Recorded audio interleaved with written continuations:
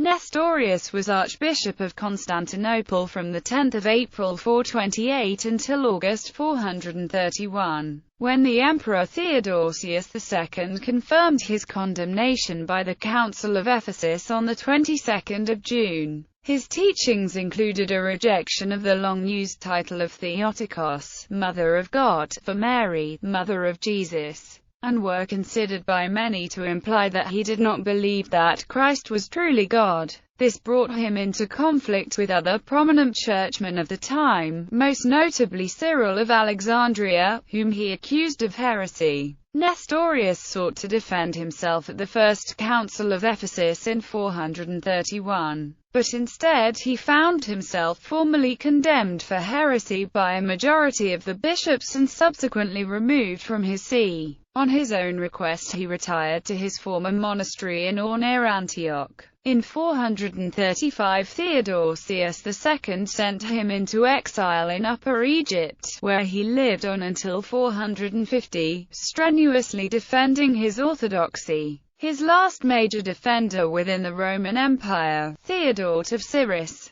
finally agreed to anathematize him in 451 during the Council of Chalcedon. From then on he had no defenders within the empire, but the Church of the East never accepted his condemnation. This led later to Western Christians giving the name Nestorian Church to the Church of the East, even though it never regarded him as an authoritative teacher. The discovery and publication of his Book of Heraclides at the beginning of the 20th century led to a reassessment of his theology in Western scholarship. It is now generally agreed that his ideas were not far from those that eventually emerged as orthodox, but the orthodoxy of his formulation of the doctrine of Christ is still controversial. This is because the Second Council of Constantinople of AD 553 confirmed the validity of the condemnation of Nestorius, refuting the letter of Ibas that affirms that Nestorius was condemned without the due inquiry. Nestorian controversy. Shortly after his arrival in Constantinople, Nestorius became involved in the dispute of two theological factions, which differed in their Christology. Nestorius tried to find a middle ground between those that emphasized the fact that in Christ God had been born as a man and insisted on calling the Virgin Mary Theotokos, and those that rejected that title because God as an eternal being could not have been born. Nestorius suggested the title Christotokos, but did not find acceptance on either side.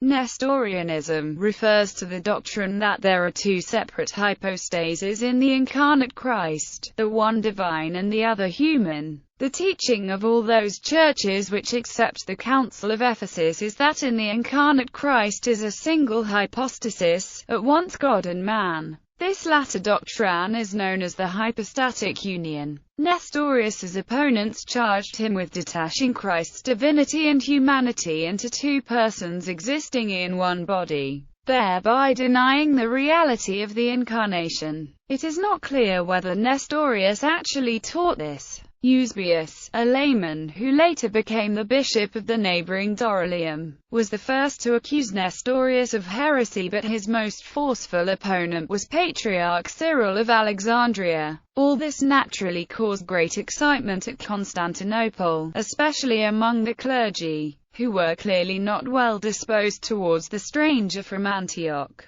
Cyril appealed to Celestine of Rome to make a decision, and Celestine delegated to Cyril the job of excommunicating Nestorius if he did not change his teachings in 10 days. Nestorius had arranged with the emperor in the summer of 430 for the assembling of a council. He now hastened it on, and the summons had been issued to patriarchs and metropolitans on the 19th of November, before the Pope's sentence, delivered though Cyril of Alexandria, had been served on Nestorius. Emperor Theodosius II convoked a general church council, cited at Ephesus, itself a special seat for the veneration of Mary, where the Theotokos formula was popular. The emperor and his wife supported Nestorius while Pope Celestine I supported Cyril. Cyril took charge of the First Council of Ephesus in 431, opening debate before the long-overdue contingent of Eastern bishops from Antioch arrived. The council deposed Nestorius and declared him a heretic. In Nestorius' own words, when the followers of Cyril saw the vehemence of the emperor, they roused up a disturbance and discord among the people with an outcry.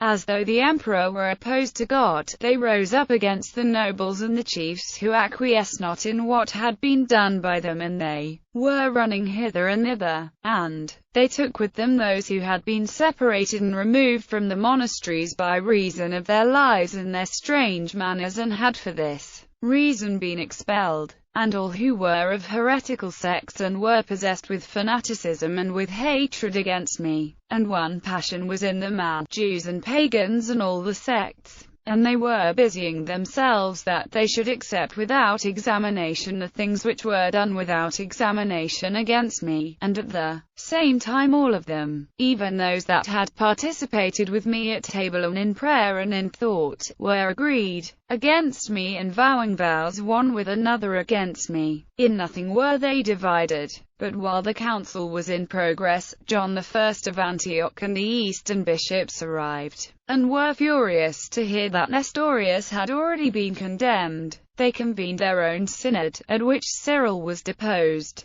Both sides then appealed to the emperor. Initially, the imperial government ordered both Nestorius and Cyril deposed and exiled. Nestorius was bidden to return to his monastery at Antioch, and Maximian was consecrated Archbishop of Constantinople in his place. Cyril was eventually allowed to return after bribing various courtiers. Later events. In the following months, 17 bishops who supported Nestorius' doctrine were removed from their sees. Eventually, John I of Antioch was obliged to abandon Nestorius in March 433. On August 3, 435, Theodosius II issued an imperial edict that exiled Nestorius from the monastery in Antioch in which he had been staying to a monastery in the great oasis of Habis in Egypt, securely within the diocese of Cyril. The monastery suffered attacks by desert bandits, and Nestorius was injured in one such raid. Nestorius seems to have survived there until at least 450, though we have no knowledge of when after this date he died. Writings. Very few of Nestorius' writings survive. There are several letters preserved in the records of the Council of Ephesus, and fragments of a few others. About 30 sermons are extant, mostly in fragmentary form. The only complete treatise we have is the lengthy defense of his theological position, called the Bizarre of Heraclides, written in exile at the Oasis, which survives in Syriac translation. This must have been written no earlier than 450, as he knows of the death of the Emperor Theodosius II. Legacy. Though Nestorius had been condemned by the Church, including by Assyrians, citation needed, there remained a faction loyal to him and his teachings. Following the Nestorian schism and the relocation of many Nestorian Christians to Persia, Nestorian thought became ingrained in the native Christian community, known as the Church of the East, to the extent that it was often known as the Nestorian Church. In modern times, the Assyrian Church of the East, a modern descendant of the historical Church of the East, reveres Nestorius as a saint. Although the modern Church does not subscribe to the entirety of the Nestorian doctrine as it has traditionally been understood in the West, parts of the doctrine were explicitly repudiated by Patriarch Mardinka IV on the occasion of his accession in 1976. During the process of restoration of the Syro-Malabar Kirkbana in 1957, Pope Pius XII of Rome requested the restoration of the anaphora of Mar Theodore and Mar Nestorius. The Syro-Malabar Church had historically made use of the anaphora of Mar Nestorius until it was forcibly Latinized by the Portuguese against the expressed will of the Pope. In the Roman Empire, the doctrine of monophysitism developed in reaction to Nestorianism. This new doctrine asserted that Christ had but one nature, his human nature being absorbed into his divinity. This doctrine was condemned at the Council of Chalcedon, and misattributed to the non-Chalcedonian churches. Today it is condemned as heresy in the modern Oriental Orthodox churches.